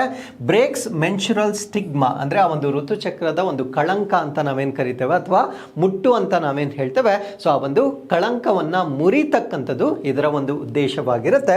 Promotes menstrual awareness and hygiene, ಈ ಋತುಚಕ್ರದ ಬಗ್ಗೆ ಹೆಚ್ಚಿನ ಅರಿವನ್ನ ಮೂಡಿಸ್ತಕ್ಕಂಥದ್ದು ಮತ್ತೆ ಈ ನೈರ್ಮಲ್ಯವನ್ನ ಉತ್ತೇಜನ ಮಾಡ್ತಕ್ಕಂಥದ್ದು ಕೂಡ ಸೊ ಈ ಒಂದು ಬದಲಾವಣೆಯ ಉದ್ದೇಶವಾಗಿ ನಾವು ನೋಡಬಹುದಾಗಿರುತ್ತೆ. ಹಾಗಿದ್ರೆ ಫಂಡಮೆಂಟಲ್ ರೈಟ್ಸ್ ಬಗ್ಗೆ ನಾವು ಇವಾಗ ಬೇಸಿಕ್ ಮಾಹಿತಿಯನ್ನ ಡಿಸ್ಕಸ್ ಮಾಡೋದಾದ್ರೆ, basic rights guarantee to all citizens, ಅಂದ್ರೆ ಎಲ್ಲ ನಾಗರಿಕರಿಗೆ ಖಾತರಿ ಪಡಿಸಿರ್ತಕ್ಕಂಥ ಒಂದು ಹಕ್ಕುಗಳನ್ನ ನಾವು ಮೂಲಭೂತ ಹಕ್ಕುಗಳು ಅಂತ ಕರೀತೇವೆ. ಸೊ ಇಲ್ಲಿ why it is required fundamental rights ಒಬ್ಬ ಪ್ರಜೆಗೆ ಏನಕ್ಕೆ ಬೇಕಾಗಿರುತ್ತೆ ಅಂದ್ರೆ essential for freedom, dignity and equality, ಅಂದ್ರೆ ಒಬ್ಬ ವ್ಯಕ್ತಿ ತನ್ನ ದೇಶದಲ್ಲಿ ಸ್ವತಂತ್ರವಾಗಿ ಘನತೆಯಿಂದ ಮತ್ತು ಸಮಾನತೆಯಿಂದ ಬದುಕಲಿಕ್ಕೆ ಅವಕಾಶ ಮಾಡಿಕೊಡ್ತಕ್ಕಂಥ ಒಂದು ಹಕ್ಕುಗಳನ್ನ ನಾವಿಲ್ಲಿ ನೋಡ್ತಾ ಇದ್ದೇವೆ. ಸೊ ಈ ಒಂದು ಹಕ್ಕುಗಳನ್ನು ನಾವು ಜಸ್ಟಿಸಿಯಬಲ್ ಅಂತ ಕರಿತೇವೆ, ನ್ಯಾಯಸಮ್ಮತವಾಗಿರುತ್ತೆ. ಅದರರ್ಥ ಈ ಹಕ್ಕುಗಳಿಗೆ ನನಗೇನಾದರೂ ಧಕ್ಕೆ ಉಂಟಾದರೆ ನಾನು ಅದನ್ನ ಕೋರ್ಟ್ನಲ್ಲಿ ಚಾಲೆಂಜ್ ಮಾಡ್ಬೋದಾಗಿರುತ್ತೆ. ಸೊ ಅದನ್ನೇ ನಾವು ನ್ಯಾಯಸಮ್ಮತ ಅಂತ ಹೇಳ್ತೇವೆ. ಅದೇ DPSP ಅಂತ ಬರುತ್ತಲ್ವಾ, directive principles of state policy, ರಾಜ್ಯ ನೀತಿ ನಿರ್ದೇಶನ ತತ್ವಗಳು ಅಂತ ನಾವೇನು ಹೇಳ್ತೇವೆ, ಅದು ನಾನ್ ಜಸ್ಟಿಸಿಯಬಲ್, ಅಂದ್ರೆ ಅದು ನಾವು ಆ ಒಂದು DPSP ಏನಾದರೂ ವೈಲೇಟ್ ಆದರೆ ಅದನ್ನು ನಾನು ಕೋರ್ಟ್ಗೆ ತಗೊಂಡೋಗ್ಲಿಕ್ಕೆ ಆಗೋದಿಲ್ಲ. ಬಟ್ ಈ ಮೂಲಭೂತ ಹಕ್ಕುಗಳೇನಾದರೂ ವೈಲೇಟ್ ಆದರೆ ನಾನು ಅದನ್ನು ಕೋರ್ಟ್ಗೆ ತೆಗೆದುಕೊಂಡು ಹೋಗ್ತಕ್ಕಂಥ ಒಂದು ಅವಕಾಶ ಇರುತ್ತೆ. ಹಾಗಿದ್ರೆ what is there in the constitution, ನಮ್ಮ ಸಂವಿಧಾನದ ಒರಿಜಿನ್ ಅಥವಾ ಸೋರ್ಸ್ ಅಥವಾ ಮೂಲವನ್ನು ನಾವಿಲ್ಲಿ ನೋಡೋದಾದ್ರೆ enshrined in part 3 of the Indian constitution, ಈ ಮೂಲಭೂತ ಹಕ್ಕುಗಳನ್ನು ನಮ್ಮ ಭಾರತ ದೇಶದ ಸಂವಿಧಾನದ ಭಾಗ 3ರಲ್ಲಿ ಇದನ್ನ ಸೂಚಿಸಲಾಗಿದೆ. ಇಲ್ಲಿ ಆರ್ಟಿಕಲ್ 12ರಿಂದ 35ರವರೆಗೆ ನಾವು ನೋಡ್ಬೋದಾಗಿರುತ್ತೆ. ವಿಧಿ 12ರಿಂದ 35ರವರೆಗೆ ನಾವು ಇದನ್ನ ನೋಡ್ಬೋದಾಗಿರುತ್ತೆ. ಹಾಗಿದ್ರೆ ಏನಿದರ ಉದ್ದೇಶ, ಪರ್ಪಸ್ ಏನು ಅಂತ ನಾವು ನೋಡೋದಾದ್ರೆ ಪ್ರೊಟೆಕ್ಷನ್ ಆಫ್ ಇಂಡಿವಿಜುವಲ್ ಲಿಬರ್ಟಿ, ಅಂದರೆ ನಮ್ಮ ಒಂದು ವೈಯಕ್ತಿಕ ಸ್ವಾತಂತ್ರ್ಯ ಏನಿರುತ್ತೆ ಅದನ್ನು ಪ್ರೊಟೆಕ್ಟ್ ಮಾಡ್ತಕ್ಕಂಥದ್ದು ಈ ಮೂಲಭೂತ ಹಕ್ಕುಗಳ ಉದ್ದೇಶವಾಗಿರುತ್ತೆ. ಫಾರ್ ಎಕ್ಸಾಂಪಲ್ ಇಲ್ಲಿ ಒಂದು ಸಿಂಪಲ್ ಎಕ್ಸಾಂಪಲನ್ನು ಹೇಳೋದಾದರೆ ಸಭೆ ಸೇರುವ ಹಕ್ಕು ಅಂತ ಹೇಳ್ತೀವಿ. ಅಂದರೆ ನಮ್ಮ ದೇಶದಲ್ಲಿ ನಾನು ಸಭೆ ಸೇರಬಹುದಾಗಿರ್ತಕ್ಕಂಥ ಒಂದು ಹಕ್ಕಿರುತ್ತೆ. ಇಮ್ಯಾಜಿನ್ ಈ ಒಂದು ರೈಟ್ಸನ್ನು ನನಗೆ ಕೊಟ್ಟಿಲ್ಲ ಅಂದರೆ ನಾವು ಎಲ್ಲೂ ಕೂಡ ಸಭೆ ಸೇರಲಿಕ್ಕೆ ಅವಕಾಶನೇ ಇರ್ತಿರ್ಲಿಲ್ಲ. ಅದನ್ನೇ ನಾವು ವೈಯಕ್ತಿಕ ಸ್ವಾತಂತ್ರ್ಯ ಅಂತ ಹೇಳ್ತೇವೆ. ಸೊ ಈ ರೀತಿಯ ಒಂದು ಲಿಬರ್ಟಿ ನಾವು ಫಂಡಮೆಂಟಲ್ ರೈಟ್ಸ್ ಇಂದ ಪಡೆದಿರ್ತಕ್ಕಂಥದ್ದು. Prevent misuse of state powers, ಅಂದ್ರೆ ಈ ಸರ್ಕಾರಗಳು ತಮ್ಮ ಒಂದು ಪವರ್ಸ್ ಏನಿರುತ್ತೆ ಅದನ್ನ ದುರ್ಬಳಕೆ ಮಾಡುವುದನ್ನ ತಡೆಯೋದನ್ನೇ ನಾವು ಫಂಡಮೆಂಟಲ್ ರೈಟ್ಸ್ ಅಂತ ಕರಿತೇವೆ. ಅಂದ್ರೆ ನಾನು ಈ ಒಂದು ದೇಶದ ಪ್ರಜೆ ಆಗಿದ್ದಾಗ ನನಗೆ ಕೆಲವೊಂದು ಅಧಿಕಾರಗಳು ಇರುತ್ತೆ, ಅದನ್ನ ಸರ್ಕಾರ ಕೂಡ ತಡೆಯಲಿಕ್ಕೆ ಸಾಧ್ಯವಾಗೋದಿಲ್ಲ. ಸರ್ಕಾರ ಅದನ್ನ ದುರ್ಬಳಕೆ ಮಾಡ್ಕೊಳ್ಳಿಕ್ಕೆ, ಅಂದ್ರೆ ತನ್ನ ಒಂದು ಅಧಿಕಾರ ಏನಿರುತ್ತೆ ಅದನ್ನ ದುರ್ಬಳಕೆ ಮಾಡ್ಕೊಳ್ಳಿಕ್ಕೆ ಸಾಧ್ಯವಾಗೋದಿಲ್ಲ. ಬಿಕಾಸ್ ಸಂವಿಧಾನ ನನಗಂತಾನೆ ಕೆಲವೊಂದು ಹಕ್ಕುಗಳನ್ನು ಮೀಸಲಿಟ್ಟಿರುತ್ತೆ. And promote social justice and democracy, ಇದು ಸಾಮಾಜಿಕ ನ್ಯಾಯ ಮತ್ತೆ ಪ್ರಜಾಪ್ರಭುತ್ವವನ್ನು ಉತ್ತೇಜನ ಮಾಡ್ತಕ್ಕಂಥ ಉದ್ದೇಶದಿಂದ ಕೊಟ್ಟಿರ್ತಕ್ಕಂಥದ್ದು. ಸೊ ಇಷ್ಟು ನಮಗೆ ಗೊತ್ತಿರಬೇಕಾಗಿರುತ್ತೆ. ಈಗ ಟೈಪ್ಸ್ ಆಫ್ ಫಂಡಮೆಂಟಲ್ ರೈಟ್ಸ್, ಮೂಲಭೂತ ಹಕ್ಕುಗಳ ವಿಧಗಳನ್ನು ನಾವು ನೋಡೋದಾದ್ರೆ ಮೊದಲನೇದನ್ನ ರೈಟ್ ಟು ಈಕ್ವಾಲಿಟಿ ಅಂತ ಹೇಳ್ತೇವೆ, ಸಮಾನತೆಯ ಹಕ್ಕು. ಇದು ಆರ್ಟಿಕಲ್ 14ರಿಂದ ಆರ್ಟಿಕಲ್ 18ರವರೆಗೆ ಇರೋದನ್ನ ಅದನ್ನು ನಾವು ರೈಟ್ ಟು ಈಕ್ವಾಲಿಟಿ ಅಂತ ಹೇಳ್ತೇವೆ. ಸೊ ಇದರ ಮೇನ್ ಥೀಮ್ ಅಥವಾ ಜಿಸ್ಟ್ ಏನು ಅಂತ ನಾವಿಲ್ಲಿ ನೋಡೋದಾದ್ರೆ ಈಕ್ವಾಲಿಟಿ ಬಿಫೋರ್ ಲಾ, ಅಂದರೆ ಕಾನೂನಿನ ಮುಂದೆ ಎಲ್ಲರೂ ಸಮಾನರು, ಇದನ್ನ ಹೇಳ್ತಕ್ಕಂಥ ಒಂದು ಆರ್ಟಿಕಲ್ ಅನ್ನು ನಾವು ಆರ್ಟಿಕಲ್ 14 ಇಂದ ಆರ್ಟಿಕಲ್ 18 ವರೆಗೂ ನೋಡ್ತೇವೆ. ಸೊ ಇದನ್ನು ನಾವು ಸಮಾನತೆಯ ಹಕ್ಕು ಅಂತ ಹೇಳ್ತೇವೆ. ಅದರ ಜೊತೆಗೆ ಪ್ರಾಹಿಬಿಷನ್ ಆಫ್ ಡಿಸ್ಕ್ರಿಮಿನೇಷನ್, ತಾರತಮ್ಯದ ವಿರುದ್ಧವಾಗಿ ನಿಷೇಧ ಮಾಡ್ತಕ್ಕಂಥದ್ದು. Equal opportunity in public employment, ಸಾರ್ವಜನಿಕ ಉದ್ಯೋಗಗಳಲ್ಲಿ ಸಮಾನ ಅವಕಾಶವನ್ನ ನೀಡ್ತಕ್ಕಂಥದ್ದು. ಬಟ್ ಇಲ್ಲಿ ಕೆಲವೊಂದು ರೀಸನಬಲ್ ರಿಸ್ಟ್ರಿಕ್ಷನ್ಸ್ ಇರುತ್ತೆ, ರಿಸರ್ವೇಷನ್ ಪಾಲಿಸಿಗಳೆಲ್ಲ ಇರುತ್ತೆ. ಆ ರೀತಿಯ ಒಂದು ನೀತಿಗಳನ್ನು ಹೊರತುಪಡಿಸಿ ಎಲ್ಲರಿಗೂ ಸಾರ್ವಜನಿಕ ಉದ್ಯೋಗಗಳಲ್ಲಿ ಸಮಾನವಾದ ಅವಕಾಶವನ್ನ ನೀಡಬೇಕು ಅಂತ ನಮ್ಮ ಸಂವಿಧಾನ ಹೇಳ್ತಕ್ಕಂಥದ್ದು. Abolition of untouchability and titles, ಅಂದರೆ ಅಸ್ಪೃಶ್ಯತೆ ಮತ್ತೆ ಬಿರುದುಗಳ ನಿರ್ಮೂಲನೆ, ಅಂದರೆ ನನಗೆ ಇಷ್ಟ ಬಂದಂಗೆ ನಾನು ಬಿರುದುಗಳನ್ನು ಇಟ್ಕೊಳ್ಳಿಕ್ಕೆ ಆಗೋದಿಲ್ಲ. ಸೊ ಆ ಒಂದು ಬಿರುದುಗಳನ್ನು ಕೂಡ ಯಾರೂ ಇಟ್ಕೊಳ್ಳಿಕ್ಕೆ ಆಗೋದಿಲ್ಲ. ಸೊ ಇದು ಈ ಒಂದು ಆರ್ಟಿಕಲ್ಸ್ ಅಲ್ಲಿ ಬರ್ತಕ್ಕಂಥ ಒಂದು ಮಾಹಿತಿ ಆಗಿರುತ್ತೆ. ಸೊ ಎರಡನೇ ಟೈಪ್ ಅನ್ನು ನಾವು ರೈಟ್ ಟು ಫ್ರೀಡಮ್ಸ್ ಅಂತ ಕರಿತೇವೆ, ಸ್ವಾತಂತ್ರ್ಯಗಳ ಹಕ್ಕು ಅಥವಾ ಸ್ವೇಚ್ಛತೆಯ ಹಕ್ಕುಗಳು ಅಂತ ಕರಿತೇವೆ. ಇದು ಆರ್ಟಿಕಲ್ 19ರಿಂದ ಆರ್ಟಿಕಲ್ 22ರವರೆಗೆ ಇರುತ್ತೆ. ಸೊ ಇದರಲ್ಲಿ ಬರ್ತಕ್ಕಂಥ ಪ್ರಮುಖ ಅಂಶಗಳನ್ನು ನಾವು ನೋಡೋದಾದ್ರೆ freedom of speech and expression, walk ಮತ್ತು ಅಭಿವ್ಯಕ್ತಿ ಸ್ವಾತಂತ್ರ್ಯವನ್ನು ನಮಗೆ ಕೊಟ್ಟಿರ್ತಾರೆ. ಅಂದರೆ ನಮ್ಮ ಒಂದು ಅಭಿಪ್ರಾಯಗಳನ್ನು ನಾವು ವ್ಯಕ್ತಪಡಿಸ್ಬೋದಾಗಿರುತ್ತೆ. ಬಟ್ ಇಲ್ಲಿ ಸೆಡಿಷನ್ ಮಾಡೋ ಹಾಗಿಲ್ಲ, ಅಂದರೆ ದೇಶದ ವಿರುದ್ಧವಾಗಿ ನಾನು ನನ್ನ ಭಾಷಣವನ್ನು ಮಾಡೋ ಹಾಗಿಲ್ಲ. ಅದನ್ನು ಹೊರತುಪಡಿಸಿ ಐ ಟೋಲ್ಡ್ ಯು, ನಮಗೆ ರೈಟ್ಸನ್ನು ಕೊಟ್ಟಿರ್ತಾರೆ, ಆದರೂ ಕೂಡ ಕೆಲವೊಂದು ರೀಸನಬಲ್ ರಿಸ್ಟ್ರಿಕ್ಷನ್ಸ್ ಕೂಡ ಇರುತ್ತೆ. ನನಗೆ ಇಷ್ಟ ಬಂದಂಗೆ ನನ್ನ ಹಕ್ಕುಗಳನ್ನು ನಾವು ಎಕ್ಸ್ಪ್ಲಾಯ್ಟ್ ಮಾಡಲಿಕ್ಕೆ ಸಾಧ್ಯವಾಗೋದಿಲ್ಲ. ಸೊ ಅದಕ್ಕೆ ಆಗಿರ್ತಕ್ಕಂಥ ಸೀಮಿತವಾಗಿರ್ತಕ್ಕಂಥ ಒಂದು ಮಿತಿಗಳನ್ನು ಕೂಡ ನೀಡಲಾಗಿರುತ್ತೆ. ಸೊ ಇಲ್ಲಿ ವಾಕ್ ಮತ್ತು ಅಭಿವ್ಯಕ್ತಿ ಸ್ವಾತಂತ್ರ್ಯವನ್ನು ನಾವು ನೋಡ್ಬೋದಾಗಿರುತ್ತೆ. ಅದರ ಜೊತೆಗೆ freedom to assemble, associate, move, reside and profession, ಅಂದರೆ ನಾವು ಎಲ್ಲರೂ ಒಟ್ಟಿಗೆ ಸೇರ್ತಕ್ಕಂಥ ಒಂದು ಹಕ್ಕು. ಜೊತೆಗೆ ನಾವು ಅಸೋಸಿಯೇಷನ್ಸ್ ಅಥವಾ ಸಹಯೋಗಗಳನ್ನು ಮಾಡ್ಕೊಳ್ಬೋದು. ಭಾರತ ದೇಶದಾದ್ಯಂತ ನಾನು ಎಲ್ಲಿ ಬೇಕಾದರೂ ವಾಸವನ್ನು ಮಾಡ್ಬೋದಾಗಿರುತ್ತೆ, ಎಲ್ಲಿಂದ ಎಲ್ಲಿಗೆ ಬೇಕಾದರೂ ನಾನು ಚಲಿಸ್ಬೋದಾಗಿರುತ್ತೆ. ಇವೆಲ್ಲ ಸ್ವಾತಂತ್ರ್ಯಗಳನ್ನು ಕೊಟ್ಟಿರ್ತಾರೆ. ಮತ್ತು ನಾನು ಯಾವುದೇ ಒಂದು ಪ್ರೊಫೆಷನ್ ಅಥವಾ ವೃತ್ತಿಯನ್ನು ಮಾಡ್ತಕ್ಕಂಥ ಒಂದು ಅಧಿಕಾರವನ್ನು ಕೂಡ ನೀಡಲಾಗಿರುತ್ತೆ. ಹಂಗನ್ಬಿಟ್ಟು ನಾನು ಐ ಕೆನಾಟ್ ಪ್ರಾಕ್ಟೀಸ್ MBBS, ನಾನು doctor, if I am not done my degree in MBBS, ನಾನು ಡಾಕ್ಟರ್ ಆಗಲಿಕ್ಕೆ ಸಾಧ್ಯವಾಗೋದಿಲ್ಲ. ಸೊ ಇವೆಲ್ಲ ನಾನು ಮುಂಚೆನೇ ಹೇಳ್ತಾಗೆ ಇವುಗಳನ್ನೇ ನಾವು ರೀಸನಬಲ್ ರಿಸ್ಟ್ರಿಕ್ಷನ್ಸ್ ಅಂತ ಹೇಳ್ತೇವೆ. ಬಟ್ ಇವುಗಳನ್ನು ಹೊರತುಪಡಿಸಿ, ಅಂದರೆ ಕೆಲವೊಂದು ಎಕ್ಸೆಪ್ಷನ್ಸ್ ಏನಿರುತ್ತೆ ಅವುಗಳನ್ನು ಹೊರತುಪಡಿಸಿ ನಾನು ಯಾವ ವೃತ್ತಿಯನ್ನು ಬೇಕಾದರೂ ಕೂಡ ನನಗೆ ಮಾಡಲಿಕ್ಕೆ ಅವಕಾಶವನ್ನು ನಮ್ಮ ಸಂವಿಧಾನ ನೀಡಲಾಗಿರುತ್ತೆ. And protection in respect of conviction and detention, ಶಿಕ್ಷೆ ಮತ್ತು ಬಂಧನಕ್ಕೆ ಸಂಬಂಧಿಸಿದಂತೆ ರಕ್ಷಣೆ. ನನಗೆ ಏಕಾಏಕಿ ಬಂದು ಯಾರೂ ಕೂಡ ಬಂಧನ ಮಾಡಲಿಕ್ಕೆ ಸಾಧ್ಯವಾಗೋದಿಲ್ಲ, ಅದಕ್ಕೊಂದು ಬಲವಾದ ಕಾರಣ ಇರಬೇಕು. You might have seen arrest warrant ಇದೆಯಾ ಅಂತ ಕೇಳ್ತೀವಿ, ಅರ್ಥ ಆಯ್ತಲ್ವಾ? ಸೊ ಆ ರೀತಿಯ ಒಂದು ಕಾನೂನಿನ ಪ್ರಕ್ರಿಯೆ ಇರುತ್ತೆ. ಸೊ ಅವ್ಯಾವುದೂ ಇಲ್ಲದೆ ಏಕಾಏಕಿಯಾಗಿ ಬಂದು ನನ್ನ ಯಾರು ಕೂಡ ಬಂಧನ ಮಾಡ್ತಕ್ಕಂಥದ್ದು ಅಥವಾ ಶಿಕ್ಷೆ ನೀಡ್ತಕ್ಕಂಥದ್ದು, ಸೊ ಯಾರಿಗೇ ಕೂಡ ಈ ಒಂದು ಅಧಿಕಾರವನ್ನು ನೀಡಲಾಗಿರೋದಿಲ್ಲ. ಸೊ ಮೂರನೇದನ್ನು ನಾವು ರೈಟ್ ಟು ಲೈಫ್ ಅಥವಾ ಜೀವಿಸುವ ಹಕ್ಕು ಅಂತ ಹೇಳ್ತೇವೆ. ಸೊ ಇದು ಆರ್ಟಿಕಲ್ 21 ನಲ್ಲಿ ಬರ್ತಕ್ಕಂಥ ಒಂದು ವಿಷಯವಾಗಿರುತ್ತೆ. ಸೊ ಇದರ ಒಂದು ಸ್ಕೋಪನ್ನು ನಾವಿಲ್ಲಿ ನೋಡೋದಾದ್ರೆ right to live with dignity, ಘನತೆಯಿಂದ ಬದುಕ್ತಕ್ಕಂಥ ಒಂದು ಹಕ್ಕನ್ನು ಸಂವಿಧಾನ ನನಗೆ ನೀಡಿರುತ್ತೆ. ರೈಟ್ ಟು ಹೆಲ್ತ್, ಉತ್ತಮ ಆರೋಗ್ಯವನ್ನು ಹೊಂದುವಂತಹ ಒಂದು ಹಕ್ಕನ್ನು ನೀಡಲಾಗಿರುತ್ತೆ. ರೈಟ್ ಟು ಪ್ರೈವಸಿ, ಖಾಸಗಿತನದ ಹಕ್ಕು, ನನ್ನ ಖಾಸಗಿತನವನ್ನು ನಾನು ಸಂರಕ್ಷಣೆ ಮಾಡ್ಕೊಳ್ತಕ್ಕಂಥ ಒಂದು ಹಕ್ಕನ್ನು ಸಂವಿಧಾನ ನನಗೆ ನೀಡಿರುತ್ತೆ. ರೈಟ್ ಟು ಕ್ಲೀನ್ ಎನ್ವೈರನ್ಮೆಂಟ್, ನನಗೆ ಸ್ವಚ್ಛ ಪರಿಸರವನ್ನು ನೀಡಬೇಕಾಗಿರುತ್ತೆ, ಈ ಒಂದು ಹಕ್ಕನ್ನು ಕೂಡ ಸಂವಿಧಾನ ನನಗೆ ನೀಡಿರುತ್ತೆ. ರೈಟ್ ಟು ಎಜುಕೇಷನ್, ಇದನ್ನು ಆರ್ಟಿಕಲ್ 21A ಅಲ್ಲಿ ಶಿಕ್ಷಣದ ಹಕ್ಕು ಅಂತ ಹೇಳ್ತೇವೆ. ವಿಧಿ 21A ನನಗೆ ರೈಟ್ ಟು ಎಜುಕೇಷನ್ ಅಥವಾ ಶಿಕ್ಷಣವನ್ನು ಪಡಿತಕ್ಕಂಥ ಹಕ್ಕನ್ನು ನನಗೆ ಸಂವಿಧಾನ ನೀಡಿರುತ್ತೆ. ಸೊ ಮುಂದನೇ ಇದನ್ನು ನಾವು ರೈಟ್ ಅಗೇನ್ಸ್ಟ್ ಎಕ್ಸ್ಪ್ಲಾಯ್ಟೇಷನ್ ಅಂತ ಹೇಳ್ತೇವೆ, ಶೋಷಣೆಯ ವಿರುದ್ಧದ ಹಕ್ಕು. ಇದು ಆರ್ಟಿಕಲ್ 23 ಮತ್ತು 24 ನಾವು ಶೋಷಣೆಯ ವಿರುದ್ಧದ ಹಕ್ಕು ಅಂತ ಹೇಳ್ತೇವೆ. ಇಲ್ಲಿ ಪ್ರಾಹಿಬಿಷನ್ ಆಫ್ ಹ್ಯೂಮನ್ ಟ್ರಾಫಿಕಿಂಗ್, ಮಾನವನ ಕಳ್ಳ ಸಾಗಾಣಿಕೆಯನ್ನು ನಿಷೇಧ ಮಾಡಿರ್ತಕ್ಕಂಥದ್ದು. ಬ್ಯಾನ್ ಆನ್ ಫೋರ್ಸ್ಡ್ ಲೇಬರ್, ಯಾರು ಕೂಡ ಬಲವಂತದ ದುಡಿಮೆಯನ್ನು ಮಾಡಿಸಂಗಿಲ್ಲ. ಸೊ ಆ ಫೋರ್ಸ್ಡ್ ಲೇಬರನ್ನು ಕೂಡ ಪ್ರಾಹಿಬಿಟ್ ಮಾಡಲಾಗಿರುತ್ತೆ. Prohibition of child labour in hazardous works, ಅಂದರೆ ತುಂಬ ಅಪಾಯಕಾರಿ ಕೆಲಸಗಳಲ್ಲಿ ಚಿಕ್ಕ ಮಕ್ಕಳನ್ನು ಅಥವಾ ಬಾಲ ಕಾರ್ಮಿಕ ಪದ್ಧತಿಯನ್ನು ನಿಷೇಧ ಮಾಡಿರ್ತಕ್ಕಂಥದ್ದನ್ನು ಕೂಡ ನಾವಿಲ್ಲಿ ಗಮನಿಸಬಹುದಾಗಿರುತ್ತೆ. ಸೊ ಇನ್ನು right to freedom of religion, ಇದನ್ನು ನಾವು ಧಾರ್ಮಿಕ ಸ್ವಾತಂತ್ರ್ಯದ ಹಕ್ಕು ಅಂತ ಹೇಳ್ತೇವೆ. ಇದು ಆರ್ಟಿಕಲ್ 25ರಿಂದ ಆರ್ಟಿಕಲ್ 28ರವರೆಗೆ ನಾವು ಈ ಒಂದು ಧಾರ್ಮಿಕ ಸ್ವಾತಂತ್ರ್ಯದ ಹಕ್ಕನ್ನು ನಾವು ನೋಡ್ಬೋದಾಗಿರುತ್ತೆ. ಏನಿದು ಧಾರ್ಮಿಕ ಸ್ವಾತಂತ್ರ್ಯದ ಹಕ್ಕು?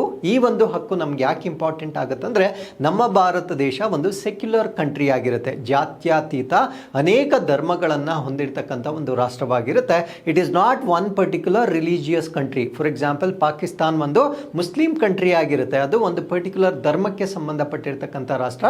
ಬಟ್ ಭಾರತ ರಾಷ್ಟ್ರ ಆ ರೀತಿ ಇರೋದಿಲ್ಲ, ಬಹುಧರ್ಮಗಳನ್ನು ನಾವು ಗೌರವಿಸ್ತಕ್ಕಂಥ ಒಂದು ರಾಷ್ಟ್ರವಾಗಿರುತ್ತೆ.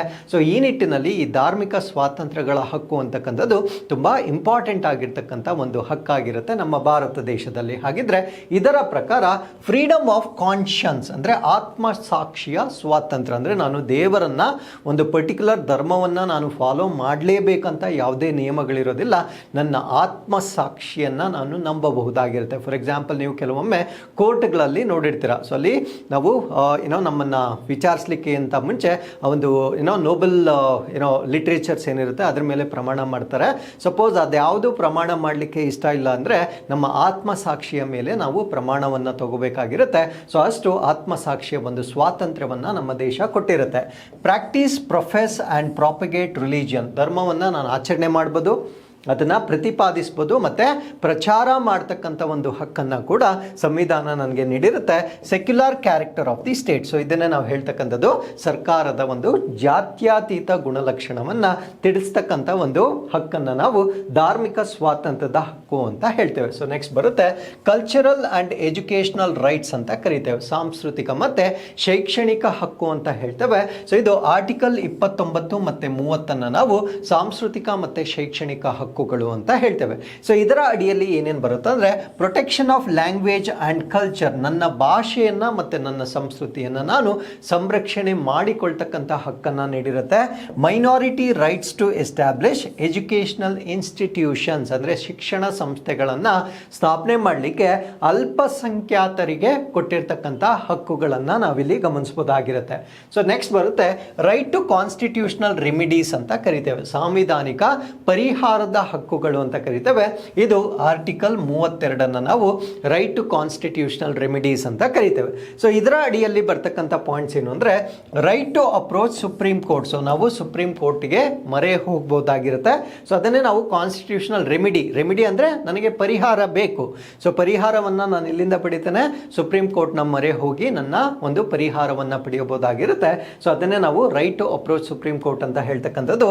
ಎನ್ಫೋರ್ಸ್ಮೆಂಟ್ ಆಫ್ ಫಂಡಮೆಂಟಲ್ ರೈಟ್ಸ್ ಅಂದರೆ ಮೂಲಭೂತ ಹಕ್ಕುಗಳ ಜಾರಿಗೆ ಸಂಬಂಧಪಟ್ಟಂತೆ ನಾವು ಸಾಂವಿಧಾನಿಕ ಪರಿಹಾರ ಹಕ್ಕನ್ನು ವಿಧಿ 32ರಲ್ಲಿ ನಾವು ನೋಡ್ಬೋದಾಗಿರುತ್ತೆ. ಹಾಗಿದ್ರೆ ಸೊ ಇಲ್ಲಿ ರಿಟ್ಸ್ ಅಂತ ಬರುತ್ತೆ, ಇದನ್ನು ನಾವು ಕೋರಿಕೆಗಳು ಅಂತ ಕೂಡ ಹೇಳ್ಬೋದಾಗಿರುತ್ತೆ. ಸೊ ಇದಂತೂ ಆಲ್ಮೋಸ್ಟ್ ಆಲ್ ದಿ ಎಕ್ಸಾಮಿನೇಷನ್ಸಲ್ಲಿ ತುಂಬ ರಿಪೀಟೆಡ್ ಆಗಿ ಬರ್ತಕ್ಕಂಥ ಒಂದು ಪ್ರಶ್ನೆ ಆಗಿರುತ್ತೆ. ಸಾಮಾನ್ಯವಾಗಿ ಇದನ್ನು ಮ್ಯಾಚ್ ದಿ ಫಾಲೋಯಿಂಗಲ್ಲಿ ಕೇಳ್ತಾರೆ. ಏನಿದು ರಿಟ್ಸ್ ಅಂತ ನಾವಿಲ್ಲಿ ನೋಡೋದಾದರೆ, ಸೊ ಇಲ್ಲಿ ಕೆಲವೊಂದು ರಿಟ್ಸ್ ಇರುತ್ತೆ. ಒಂದನ್ನು ಹೇಬಿಯಸ್ ಕಾರ್ಪಸ್ ಅಂತ ಹೇಳ್ತೇವೆ, ಮ್ಯಾಂಡಮಸ್ ಅಂತ ಹೇಳ್ತೇವೆ, ಪ್ರಾಹಿಬಿಷನ್, ಶೆರ್ಶಿಯೋರರಿ ಮತ್ತು ಕ್ಯೂ ವಾರೆಂಟೋ ಅಂತ ಹೇಳ್ತೇವೆ. ಸೊ ಏನಿದರ ಅರ್ಥಗಳು ಅಂತ ನಾವಿಲ್ಲಿ ನೋಡೋದಾದರೆ, ಸೊ ಮೊದಲನೇದು ಹೇಬಿಯಸ್ ಕಾರ್ಪಸ್ ಅಂದರೆ ಏನು? ಹೇಬಿಯಸ್ ಕಾರ್ಪಸ್ ಅಂದರೆ let the body be brought, ಇದರ ಅರ್ಥ ಪ್ರೊಟೆಕ್ಟ್ಸ್ ಅಗೇನ್ಸ್ಟ್ ಅನ್ಲಾಫುಲ್ ಡಿಟೆನ್ಷನ್, ಅಂದರೆ ಕಾನೂನು ಬಾಹಿರವಾಗಿ ನನ್ನನ್ನು ಡಿಟೇನ್ ಮಾಡ್ಕೊಳ್ತಕ್ಕಂಥದ್ದನ್ನು ಪ್ರಿವೆಂಟ್ ಮಾಡ್ತಕ್ಕಂಥದ್ದನ್ನು ನಾವೇನಂತ ಕರಿತೀವಿ ಅಂದರೆ ಹೇಬಿಯಸ್ ಕಾರ್ಪಸ್ ಅಂತ ಕರಿತೇವೆ. ಇದನ್ನು ಕನ್ನಡದಲ್ಲಿ ದೇಹವನ್ನು ಹೊಂದುವುದು ಅಂತ ಕರೀತಾರೆ, ಅಷ್ಟು ಸಮಂಜಸವಾಗಿ ಬರೋದಿಲ್ಲ. Let the body be brought ಅಂದರೆ ಕಾನೂನು ಬಾಹಿರವಾಗಿ ನನ್ನನ್ನು ಡಿಟೆನ್ಷನ್ ಮಾಡ್ತಕ್ಕಂಥ, ವಿರುದ್ಧವಾಗಿ ಪ್ರೊಟೆಕ್ಟ್ ಮಾಡೋದನ್ನು ನಾವೇನಂತ ಕರಿತೀವಿ ಅಂದರೆ ಹೇಬಿಯಸ್ ಕಾರ್ಪಸ್ ಅಂತ ಕರಿತೇವೆ. ಎರಡನೇದನ್ನು ನಾವು ಮ್ಯಾಂಡಮಸ್ ಅಂತ ಕರಿತೇವೆ. ಮ್ಯಾಂಡಮಸ್ ಅಂದರೆ ವಿ ಕಮಾಂಡ್ ಅಂದರೆ ಆಜ್ಞೆ ಅಂತ ಹೇಳ್ತೇವೆ. ಸೊ ಇದರ ಅರ್ಥ direction to public officials to perform their duties, ಅಂದರೆ ಈಗ ಪಬ್ಲಿಕ್ ಅಫಿಷಿಯಲ್ಸ್ ಅಂದರೆ ಸರ್ಕಾರಿ ಅಧಿಕಾರಿಗಳು ತಮ್ಮ ಕೆಲಸವನ್ನು ತಾವು ನಿರ್ವಹಿಸಬೇಕಾಗಿರುತ್ತೆ. ಆ ಒಂದು ಪ್ರತಿಜ್ಞೆ ಅಥವಾ ಒಂದು ಕಮಾಂಡನ್ನು ನಾವೇನಂತ ಕರಿತೀವಿ ಅಂದರೆ ಮ್ಯಾಂಡಮಸ್ ಅಂತ ಕರಿತೇವೆ. So every public officer should perform is ಡೆಲಿಜೆಂಟ್ duties ಅಥವಾ ಡ್ಯೂಟೀಸ್ ಡೆಲಿಜೆಂಟ್ಲಿ.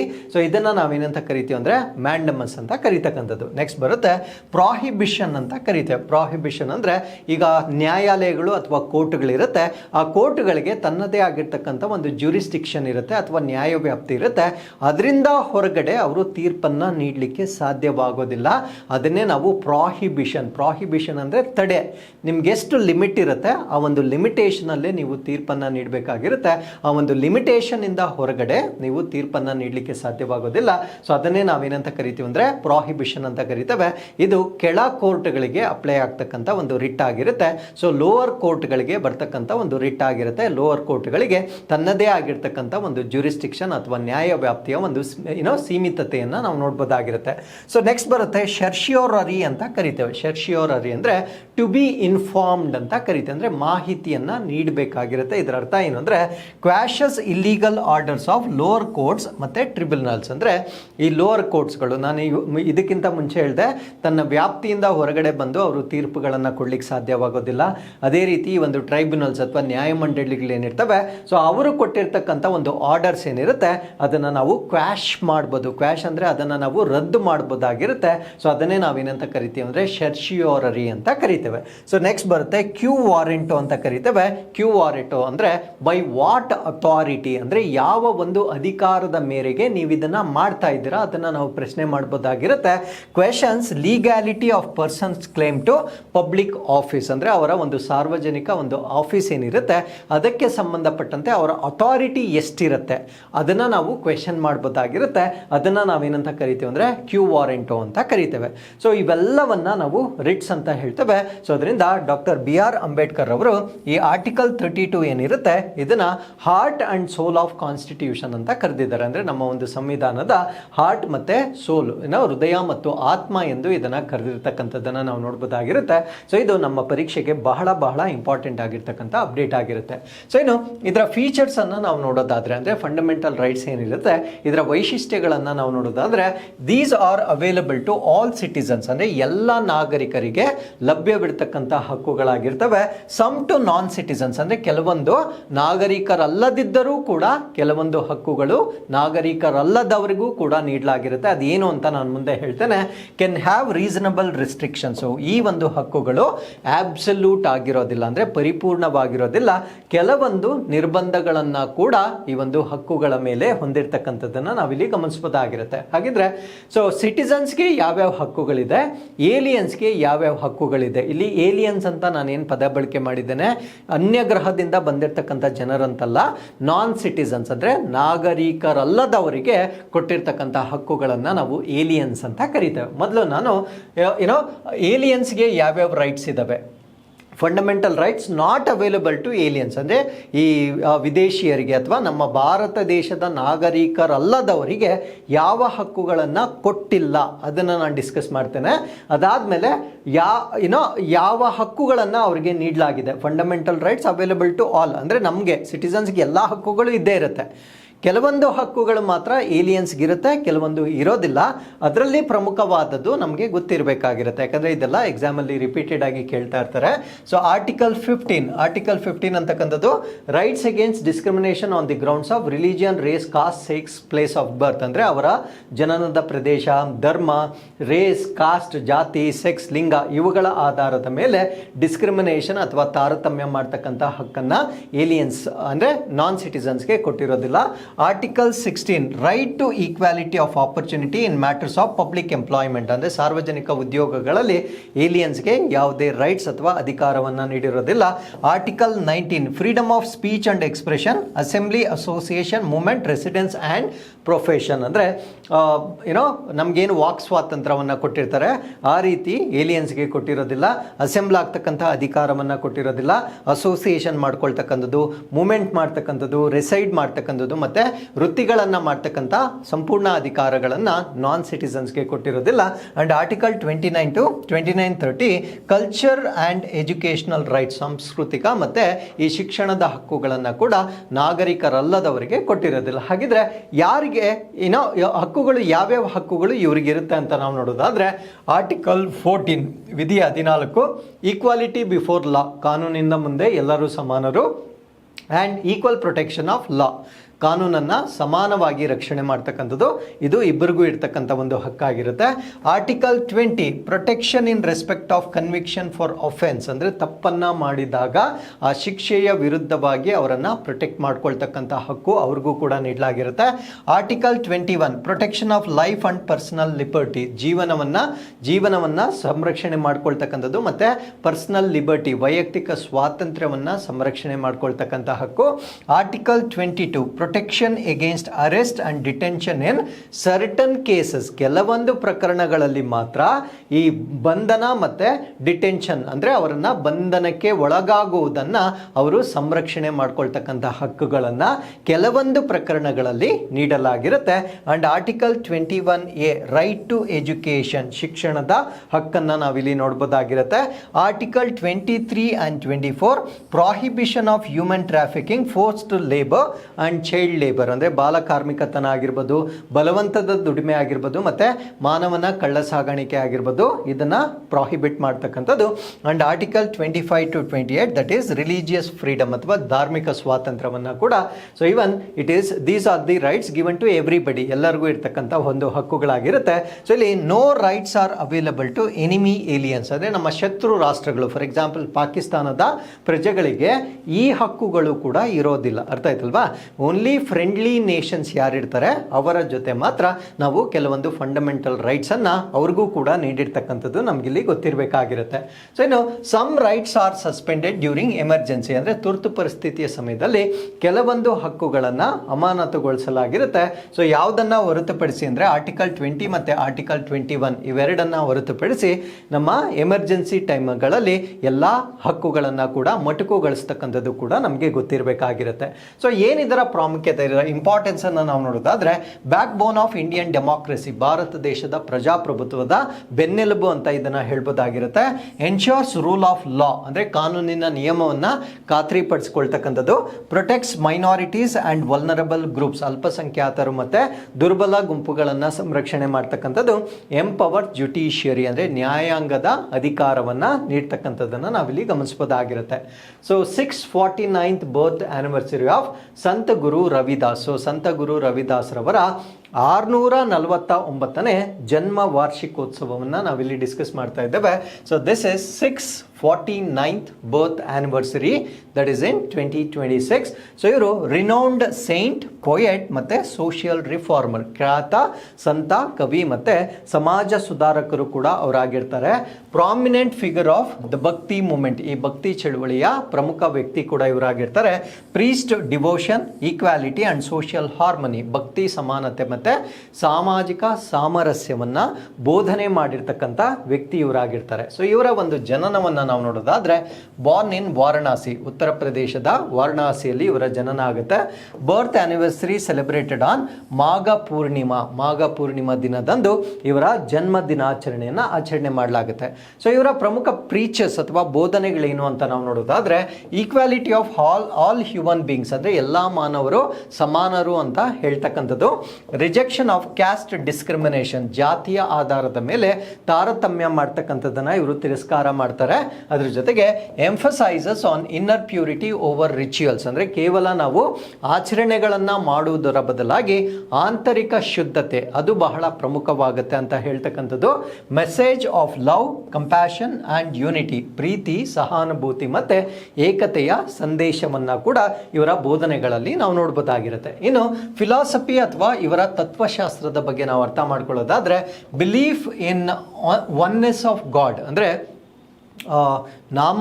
ನಾಮ ಹಲವು ದೇವರು ಒಂದೇ ಅಂತ ನಾವೇನು ಹೇಳ್ತೇವೆ ಅದರ ಮೇಲೆ ಇವರು ನಂಬಿಕೆಯನ್ನು ಹೊಂದಿರ್ತಾರೆ. ಅಂದರೆ ಏಕತೆ, ಅಂದರೆ there are many gods but ಎಲ್ಲರೂ ಕೂಡ ಒಂದೇ ಎಂಬುದು ಇವರ ಒಂದು ನಂಬಿಕೆ ಆಗಿರುತ್ತೆ. Simple living and ethical conduct, ಅಂದರೆ ಸರಳವಾದ ಜೀವನ ಮತ್ತು ನೈತಿಕ ನಡವಳಿಕೆಯ ಬಗ್ಗೆ ಇವರು ಹೆಚ್ಚಿನ ನಂಬಿಕೆಯನ್ನು ಹೊಂದಿರ್ತಾರೆ. ಸ್ಪಿರಿಚುವಲ್ ಲಿಬರೇಷನ್ ಥ್ರೂ ಡಿವೋಷನ್, ಭಕ್ತಿಯ ಮುಖಾಂತರ ಆಧ್ಯಾತ್ಮಿಕ ವಿಮೋಚನೆಯನ್ನು ಇವರು ಪ್ರಮೋಟ್ ಮಾಡ್ತಾರೆ. ಹಾಗಿದ್ರೆ ಇವರ ಒಂದು ಕಾಂಟ್ರಿಬ್ಯೂಷನ್ಸ್ ಏನು, ಈ ಲಿಟ್ರಸಿ ಅಥವಾ ಅಥವಾ ಸಾಹಿತ್ಯಕ್ಕೆ ಇವರು ಕೊಟ್ಟಿರ್ತಕ್ಕಂಥ ಕೊಡುಗೆಗಳೇನು ಅಂದರೆ ವರ್ಸಸ್ ಇನ್ಕ್ಲೂಡ್ಸ್ ಇನ್ ಗುರು ಗ್ರಂಥ ಸಾಹಿಬ್, ಅಂದರೆ ಗುರು ಗ್ರಂಥ ಸಾಹಿಬ್ನ ಒಂದು ಗ್ರಂಥದಲ್ಲಿ, ಗುರು ಗ್ರಂಥ ಸಾಹಿಬ್ನಲ್ಲಿ ಅವರು ಅನೇಕ ಶ್ಲೋಕಗಳನ್ನು, ಅಂದರೆ ಇವರ ಶ್ಲೋಕಗಳನ್ನು ಅಲ್ಲಿ ಸೇರಿಸಲಾಗಿರುತ್ತೆ. ಸೊ ಇವರು ಸಿಂಪಲ್ ಲ್ಯಾಂಗ್ವೇಜ್, ಅಂದರೆ ಎಲ್ಲರೂ ಅರ್ಥ ಮಾಡಿಕೊಳ್ಳಬಹುದಾಗಿರ್ತಕ್ಕಂಥ ಸರಳ ಭಾಷೆಯಲ್ಲಿ ಇವರು ಶ್ಲೋಕಗಳನ್ನು ಅಥವಾ ವರ್ಸಸ್ಗಳನ್ನು ನೀಡಲಾಗಿರುತ್ತೆ. So Indian Coast Guard marks 50th raising day. ಸೊ ನಮ್ಮ ಭಾರತ ದೇಶದ ಈ ಕರಾವಳಿ ಕಾವಲು ಪಡೆ 50ನೇ ಸಂಸ್ಥಾಪನಾ ದಿನವನ್ನು ಆಚರಣೆ ಮಾಡ್ತಾ ಇದೆ. ಸೊ ಈ ಒಂದು ದಿನ, ಈ ವರ್ಷ ಇದು 50th ಇಯರ್, ಅಂದರೆ 50ನೇ ವರ್ಷಾಚರಣೆಯನ್ನು ಮಾಡಲಾಗ್ತಾ ಇದೆ. 1st February 2026ಗೆ ಈ ಒಂದು ಆಚರಣೆಯನ್ನು ಮಾಡಲಾಗಿರುತ್ತೆ. ಸೊ ಇದನ್ನು ಎಸ್ಟಾಬ್ಲಿಷ್ ಮಾಡಿರ್ತಕ್ಕಂಥದ್ದು 18th August 1978, 18ನೇ ಆಗಸ್ಟ್ 1978ರಂದು ಇದು ಸ್ಥಾಪನೆ ಆಗುತ್ತೆ. So constituted under Coast Guard Act 1978, 1978ರ ಕರಾವಳಿ ಕಾವಲು ಪಡೆ ಕಾಯ್ದೆಯ ಅಡಿಯಲ್ಲಿ ಸೊ ಇದನ್ನು ಎಸ್ಟಾಬ್ಲಿಷ್ ಅಥವಾ ಸ್ಥಾಪನೆ ಮಾಡಲಾಗುತ್ತೆ. ಹಾಗಿದ್ರೆ ಏನಿದರ ರೋಲ್ ಅಥವಾ ಪಾತ್ರವೇನು ಅಂತ ನಾವು ನೋಡೋದಾದ್ರೆ, ಮ್ಯಾರಿಟೈಮ್ ಲಾ ಎನ್ಫೋರ್ಸ್ಮೆಂಟ್, ಅಂದರೆ ಕಡಲಿಗೆ ಸಂಬಂಧಪಟ್ಟಂತೆ ಕಾನೂನುಗಳೇನಿರ್ತವೆ ಅದನ್ನು ಜಾರಿಗೆ ತರ್ತಕ್ಕಂಥದ್ದು. Protection of India's maritime interest, ಭಾರತ ದೇಶದ ಕಡಲ ಹಕ್ಕುಗಳನ್ನು ಸಂರಕ್ಷಣೆ ಮಾಡ್ತಕ್ಕಂಥದ್ದು. Safeguarding of exclusive economic zone, ಅಂದರೆ ವಿಶೇಷ ಆರ್ಥಿಕ ವಲಯ ಏನಿರುತ್ತೆ, ಅಂದರೆ ನಮ್ಮ ಒಂದು ಸಮುದ್ರಗಳೇನಿರುತ್ತೆ, ಸೊ ಅಲ್ಲಿ ಬೇಸ್ ಲೈನಿಂದ 200 ನಾಟಿಕಲ್ ಮೈಲ್ಸ್ವರೆಗೂ ಇರ್ತಕ್ಕಂಥ ಒಂದು ಪ್ರದೇಶವನ್ನು ನಾವು ಎಕ್ಸ್ಕ್ಲೂಸಿವ್ ಎಕನಾಮಿಕ್ ಝೋನ್ ಅಂತ ಹೇಳ್ತೇವೆ.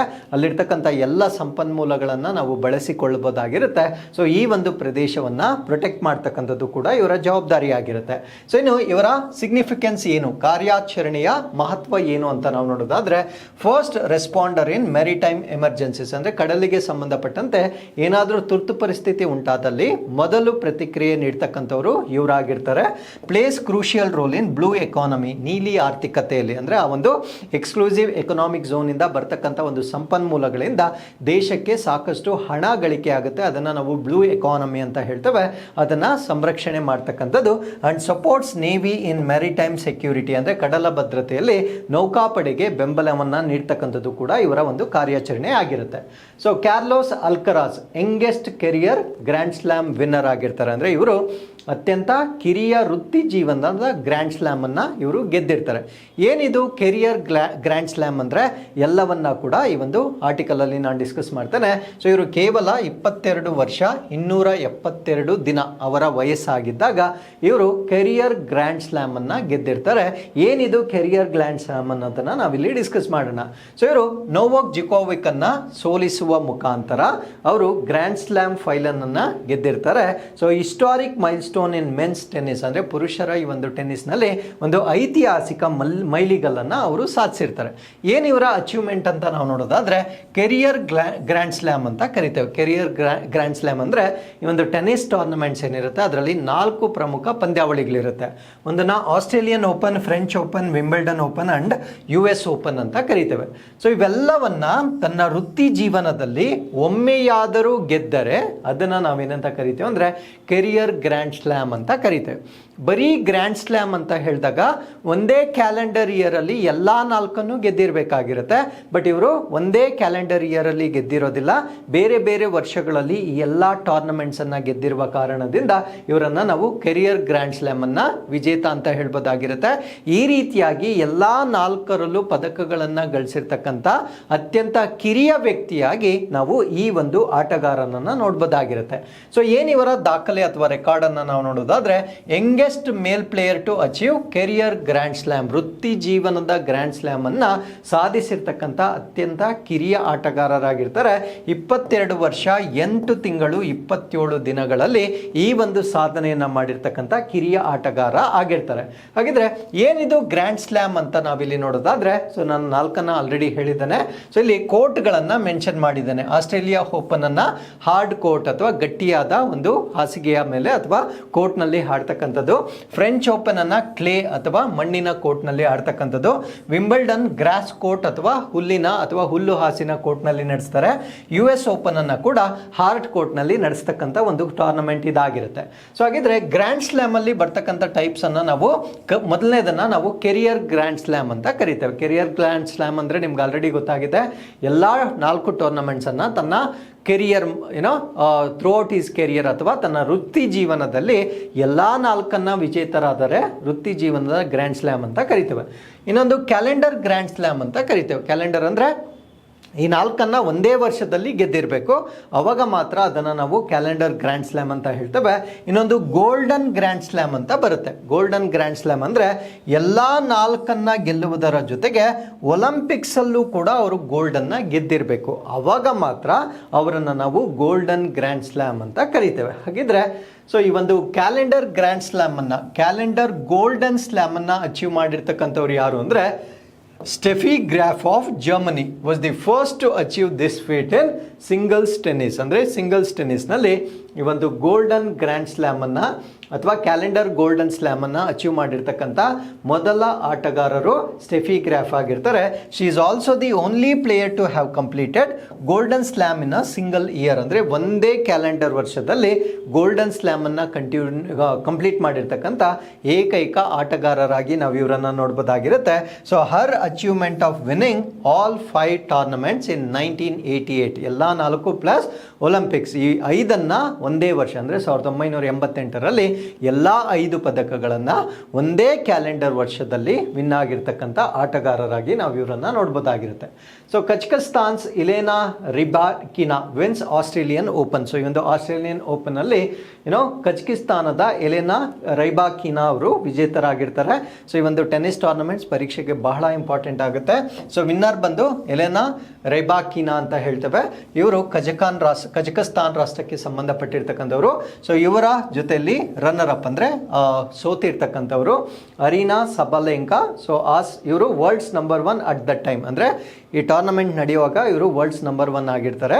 ಅವರನ್ನು ಎಲೆನಾ ರೈಬಾಕಿನಾರವರು ಡಿಫೀಟ್ ಮಾಡಿರ್ತಕ್ಕಂಥದ್ದು. ಇದು ಆಸ್ಟ್ರೇಲಿಯನ್ ಓಪನ್ ಆಗಿರುತ್ತೆ. ಸೊ ಆಸ್ಟ್ರೇಲಿಯನ್ ಓಪನ್ ಅಂದರೆ ಏನು ಅಂತ ನಾವು ನೋಡೋದಾದರೆ ಆ 4 ಗ್ರ್ಯಾಂಡ್ ಸ್ಲ್ಯಾಮ್ಸ್ ಏನಿರುತ್ತೆ ಅದರಲ್ಲಿ ಒಂದನ್ನು ನಾವು ಆಸ್ಟ್ರೇಲಿಯನ್ ಓಪನ್ ಅಂತ ಕರಿತೇವೆ. ಸೊ ಈ ಒಂದು ಆಸ್ಟ್ರೇಲಿಯನ್ ಓಪನ್ ಕ್ಯಾಲೆಂಡರ್ ಇಯರಲ್ಲಿ ಪ್ರಥಮವಾಗಿ ನಡೀತಕ್ಕಂಥ ಒಂದು ಪಂದ್ಯಾವಳಿ ಆಗಿರುತ್ತೆ. ಸೊ ಒಂದು ವರ್ಷದಲ್ಲಿ, ಕ್ಯಾಲೆಂಡರ್ ವರ್ಷದಲ್ಲಿ ಅಂದರೆ ಜನವರಿಯಿಂದ ಡಿಸೆಂಬರ್ವರೆಗೂ ತಗೊಂಡ್ರೆ ಫಸ್ಟ್ ನಡೀತಕ್ಕಂಥದ್ದು ಆಸ್ಟ್ರೇಲಿಯನ್ ಓಪನ್ ಆಗಿರುತ್ತೆ. ಹೆಲ್ಡ್ ಆನ್ಯುಯಲಿ ಇನ್ ಜಾನ್ವರಿ, ಸಾಮಾನ್ಯವಾಗಿ ಜನವರಿ ತಿಂಗಳಲ್ಲಿ ವಾರ್ಷಿಕವಾಗಿ ನಡೆಸ್ತಕ್ಕಂಥ ಒಂದು ಪಂದ್ಯಾವಳಿ ಆಗಿರುತ್ತೆ. ಸೊ ಲೊಕೇಶನ್ ಆಸ್ಟ್ರೇಲಿಯಾದ ಮೆಲ್ಬೋರ್ನ್ನಲ್ಲಿ ಇದನ್ನು ಕಂಡಕ್ಟ್ ಮಾಡಲಾಗುತ್ತೆ. ಹಾರ್ಡ್ ಕೋರ್ಟ್ನಲ್ಲಿ ಇದನ್ನು ನಡೆಸಲಾಗುತ್ತೆ. Known for fast paced matches, ಅಂದರೆ ತುಂಬ ವೇಗವಾಗಿ ನಡೆಸ್ತಕ್ಕಂಥ ಒಂದು ಪಂದ್ಯಾವಳಿಗಳಿಗೆ ಹೆಸರುವಾಸಿಯಾಗಿರ್ತಕ್ಕಂಥ ಒಂದು ಪಂದ್ಯಾವಳಿ ಇದಾಗಿರುತ್ತೆ. ಸೊ ಇದರ ಹಿಸ್ಟ್ರಿಯನ್ನು ನಾವು ನೋಡೋದಾದರೆ ಇಟ್ ವಾಸ್ ಎಸ್ಟಾಬ್ಲಿಷ್ಡ್ ಇನ್ 1905, 1905ರಿಂದ ಇದನ್ನು ಪ್ರಾರಂಭ ಮಾಡಲಾಗಿರುತ್ತೆ. Oldest tennis championship in Asia Pacific region, Asia Pacific ಪ್ರದೇಶದಲ್ಲಿ ಅತ್ಯಂತ ಹಳೆಯದಾಗಿರ್ತಕ್ಕಂಥ ಟೆನ್ನಿಸ್ ಚಾಂಪಿಯನ್ಶಿಪ್ ಆಗಿ ನಾವು ಇದನ್ನು ನೋಡ್ಬೋದಾಗಿರುತ್ತೆ. ಸೊ ಇಷ್ಟು ಮಾಹಿತಿಯೊಂದಿಗೆ we have come to inquest challenge number 1046. So this is question number 1. ಇಲ್ಲಿ ವಿಡಿಯೋನ ಪಾಸ್ ಮಾಡ್ಕೊಳ್ಳಿ, ಪ್ರಶ್ನೆಯನ್ನು ಓದಿ ಅದರ ಉತ್ತರಗಳನ್ನು ನೀವು ಕಮೆಂಟ್ಸಲ್ಲಿ ತಿಳಿಸ್ಬೋದಾಗಿರುತ್ತೆ. And this is question number 2. So 2 ಪ್ರಶ್ನೆಗಳಿಗೆ ನೀವು you can give your correct answers in comment section. So once again I'll meet you tomorrow with next updates. Till then keep reading, take care of yourselves, and thank you very much for watching this.